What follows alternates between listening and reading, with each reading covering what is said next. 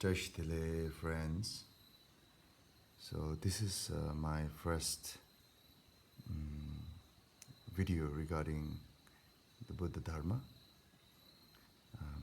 In the past, many of my friends, especially the non-Buddhist friends, they have always been curious and been asking, what does Buddhists do? And why do Buddhist practitioners spend so much time in learning and practicing Dharma? So, so this video is dedicated to all those friends who have the curiosity and to everybody who is curious to know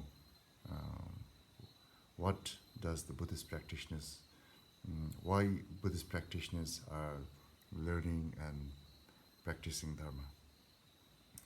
So to begin with, I would like to talk about our human body. So the Buddhists believe that this human body is a precious human life. It's very precious. There are many criterias why it's precious. So right now I'm not going to discuss all the criterias, but I just want to tell one thing.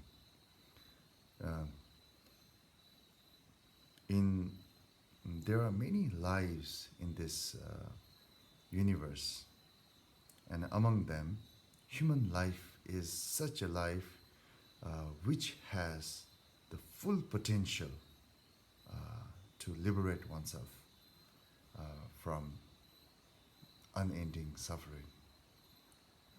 So the reason is, in the human form, one can listen to the teachings, understand the teaching, and has the ability to practice and be free. That is the reason why a human body is also known as a precious human body in Buddhist. So it means that our present state of being is extremely valuable or priceless. So the moment we come to realize that our being, this being, is valuable and priceless, we begin to cherish it more, and we'll have a certain feeling of not wasting it. Nevertheless, so having known the potential of this being, we also need to think about the second point, which is the nature of this, the relative nature of this human body, is that it is impermanent. Every second, this human body is getting older and older, and every passing day makes us close to our death.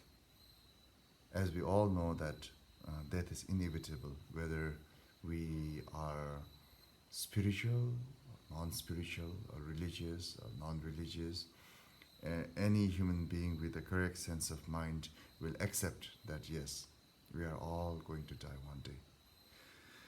So the moment you truly accept that you are here for a very short period of time, and you have this valuable human body, you will suddenly be on toes and would not waste this great opportunity at all. Now, if we have a view of thinking that, well, everybody's born and yeah, we are all going to die one day and that's it, if that is the view of our being, then there is no point of learning and practicing the Buddha Dharma. because it wouldn't make a much difference.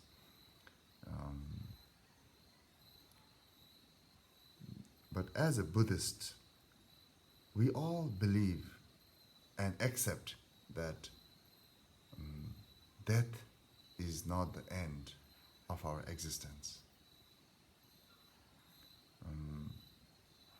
We accept that we have a consciousness, and consciousness is not something material.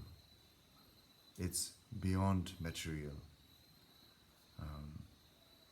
You cannot, since it is beyond material, it does not decay or decompose.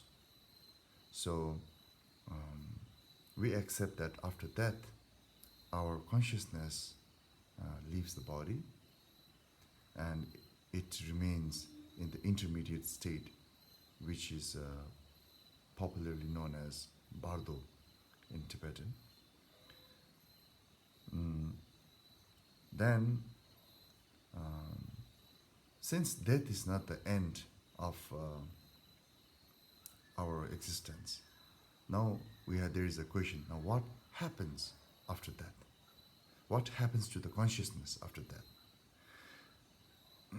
Then, according to the omniscient Buddha, we accept that this consciousness is bound to be reborn in the cyclic existence of life and death, known as samsara. In Tibetan, there is a very beautiful term called korwa. So, korwa means to go round and round. Similarly, in English we say cyclic existence. Now, there are limitless realms where a consciousness can be reborn. But to categorize them, generally the Buddhists categorize these realms into 6 realms. So there are 3 lower realms and 3 upper realms. So let me just put it. The 3 lower realms are the hell realms, hungry ghost realms, animal realms. So these 3 are considered as the lower realms, and the higher realms are the human realm, the demigod realms, and the god realm. So these 3 are considered as the higher realm. So now the consciousness can be reborn in any of these 6 realms. Now, what determines the rebirth is karma. So karma means action that we have done in this life and in the past lives. So to be reborn in any of these 6 realms is the ripening of karma. So basically, the Buddhists believe that when we die, we are reborn in any one of these realms, depending upon one's own karma. Now, if the nature of these 6 realms are happiness or peaceful, then there is no point of practicing Buddhism again.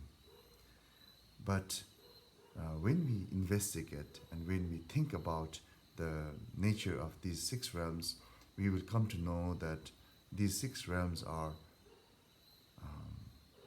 impermanent, and they are basically the realms of suffering, pain and suffering. So when we truly realize and accept that samsara is filled with suffering, and there is no place or no realm in the samsara which has absolute happiness or peace. When we realize this, then we will have a special mind, and this mind is known as the mind of renunciation. So So the purpose of Buddhist path is to be liberated from these 6 realms known as samsara and its causes, and to attain a liberation beyond the cycle of life and death. That is the reason why all the Buddhists, they sacrifice many things in life and diligently learn and practice Buddhist path. So, to all my curious friends, I hope this little explanation is some helpful. And to all the people who have listened to this message, if there is any benefit or merit by sharing this video, I would like to dedicate for the ultimate happiness and benefit of all sentient beings. Thank you for watching.